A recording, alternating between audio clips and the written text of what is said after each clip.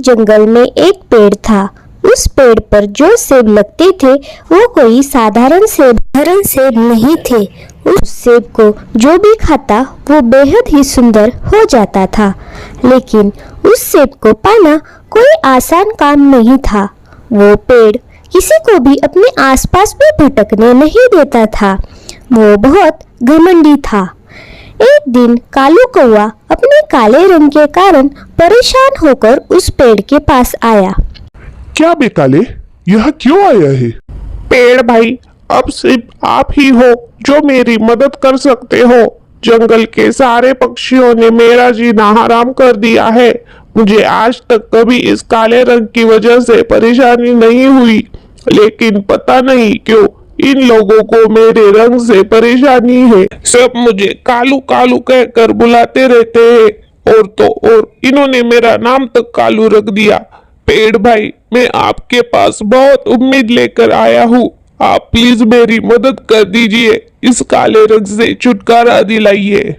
अबे हट, बड़ा आया मदद मांगने वाला। मैंने क्या यहाँ पर सबकी मदद करने का ठेका लिया है क्या? जो तुम आओगे और मैं तुम्हें ऐसे ही सेब दे दूंगा, उसकी भी एक कीमत है। कीमत? और वो कितनी है? तुम चाहो उतने पैसे देने के लिए मैं तैयार हूँ, तुम बस कीमत बताओ। मुझे तुम्हारे पैसे नहीं चाहिए, उसका भला मुझे क्या फायदा। मैं तुमसे एक पहेली पूछूंगा, अगर उसका जवाब तूने सही दिया तो मैं तुम्हें एक सेब दूंगा, और अगर तूने जवाब गलत दिया तो तुम और बदसूरत हो जाओगे। क्या तुम्हें मेरी शर्त कबूल है? कौवा थोड़ी सोच में पड़ गया।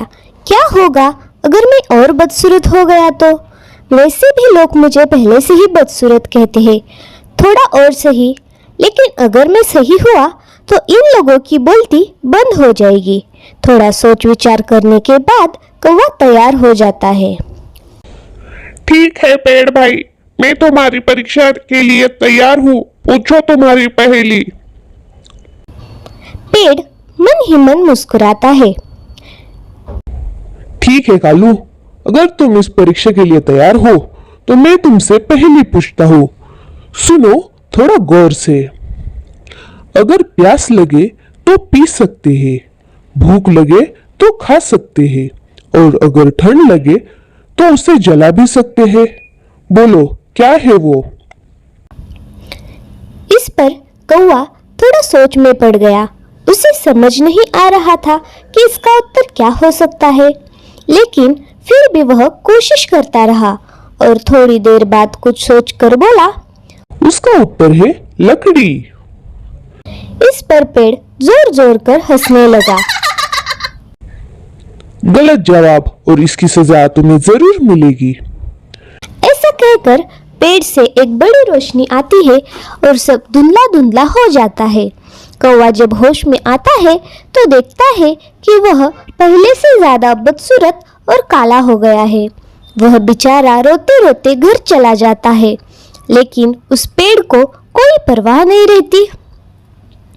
दोस्तों, इस स्टोरी का अगला पार्ट देखने के लिए हमारे चैनल को सब्सक्राइब कीजिए और देखते रहिए Tony story TV. Thank you.